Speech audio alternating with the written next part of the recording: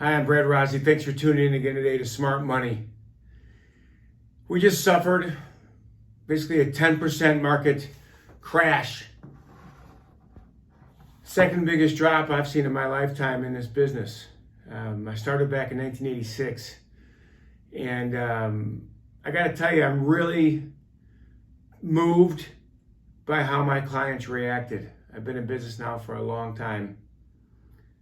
Since 1990 on my own, and we've been through a few things together.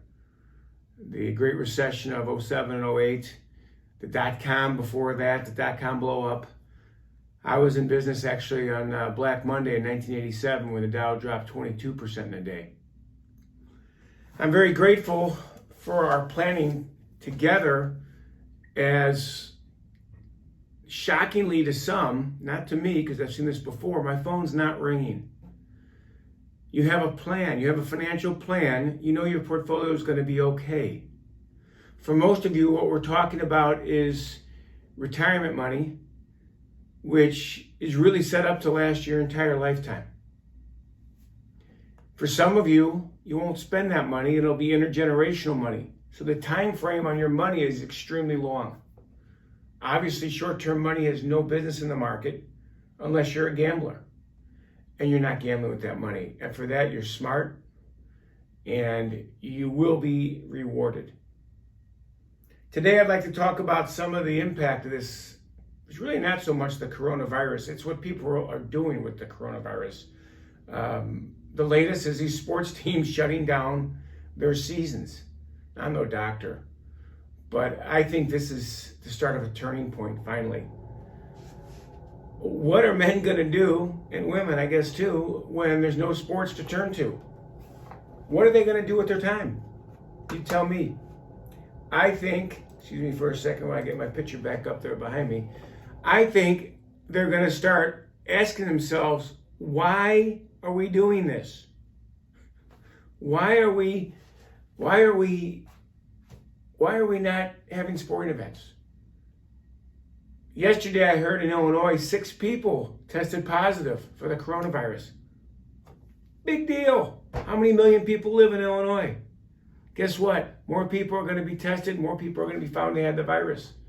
For most people who don't have a compromised immune system, which usually means they're elderly and already have health issues, which I'm sorry for. Don't get me wrong.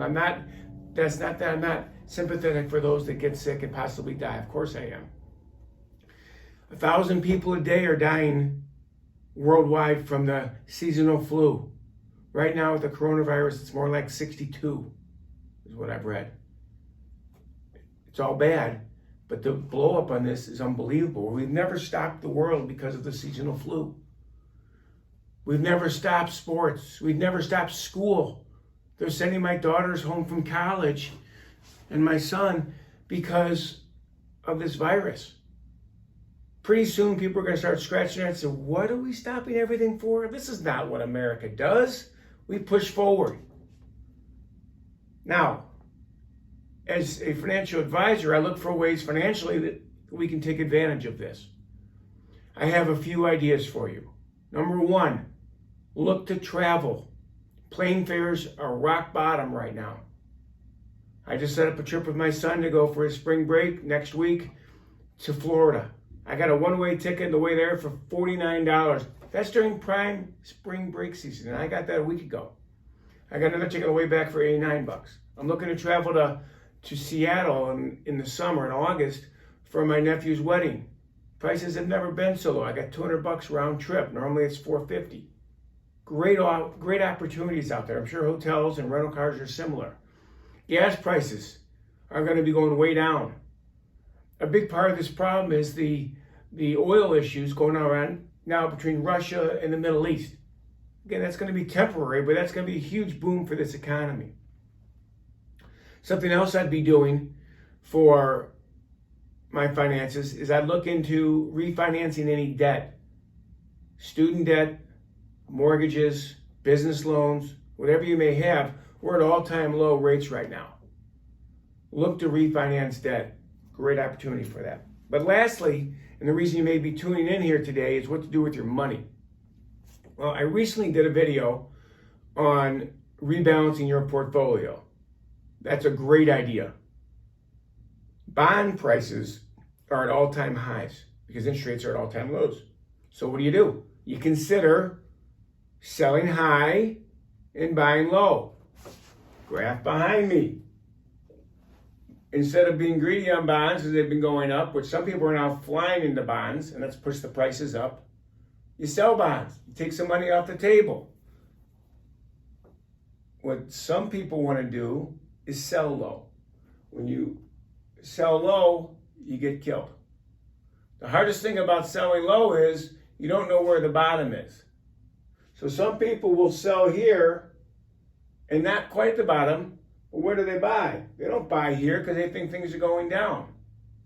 Chances are they're going to buy again up here when they finally feel that the waters are calm again, and then they're going to get nailed. Historically, every single decline has been temporary. They don't all last a couple weeks, could be months or several years. They all are temporary, okay? And I want to refer to my notes here for a minute. I'm going to show you a couple of graphs to help show my point. Give me a second here. You can see this behind me. This is other illnesses that have happened in the past, global illnesses. HIV virus back in 1981. The pneumonic plague back in 94. By the way, this graph here is the S&P 500, okay?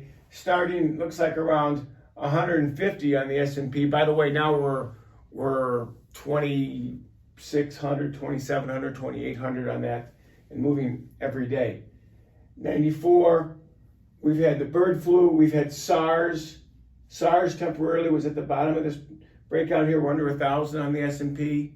Again, we're almost 3 times that now. H1N1, the swine flu, measles, Ebola, measles, all these different things have happened, okay? There'll be new diseases we've never heard of as well. We've never had a reaction like this, I get it. Which to me means we've never had an opportunity like this. I'd like to show you one other graph. This is the Dow Jones going back to 10 years and how it's gone up and down over this time. We haven't had many significant downs, as you can see. One we had was in the fourth quarter of 2018. They said that was because they were worried about what the Federal Reserve was going to do, that the Federal Reserve was going to raise interest rates. So traders freaked out and they sent the market down in the fourth quarter of 2018. Turned out they were dead wrong. Instead of raising interest rates, they dropped them not once, but I believe 3 times. Well, right now, after yesterday's sell-off here, we dropped and we're almost at that low level again. So you're back to where you were in stocks. Most people are right around their December 2018 levels. Big deal. It's long-term money. If it's short-term money, it doesn't belong there. You're not really an investor. You're a speculator, okay? We want to buy here, not sell. Warren Buffett famously said you want to buy when there's blood in the streets. I think it's pretty bloody right now. And that's not to say it's not going to be worse. I don't know where we are in this line. I know we're not here, okay? Maybe the capitulation happened and now we're ready to go backwards. I'm not sure. But I know that this is one of the greatest buying opportunities you will ever have in your lifetime. Think about where these companies that have been getting killed, companies like Southwest Airlines, Apple, like you name it, all the oil companies. Do you not think these companies 5 years from now will be totally recovered and then some? I do. I believe in the United States of America. We have outstanding economic policies going on right now. I'm much more confident in the supply side economics, being an economics student in college, of the policies between lower taxes and less regulation that had this economy booming prior to this overreaction from this virus. I believe we'll get back there very soon. I believe that this will not be a extremely slow recovery the way the last one was, from '08. I believe because of the economic policies that we're going to have a very fast, almost a V-shaped bounce back. Again, I don't have a crystal ball to say how fast that'll happen. I know that I want to be a participant in that bounce back. I'm not worried about the price of my securities until I'm ready to sell them. And the fact that they're on sale right now has me really excited.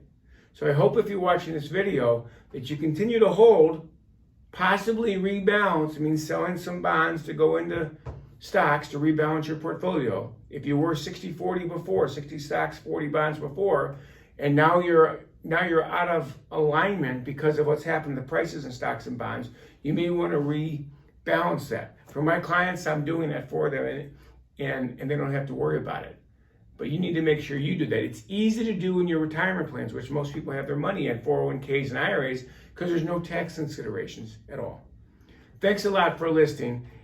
Please feel free to reach out, send me an email, call me, give me a reply on this. I will respond to your replies on my YouTube videos, okay? And please hit that subscribe and the like button so more people can share this and hear about it.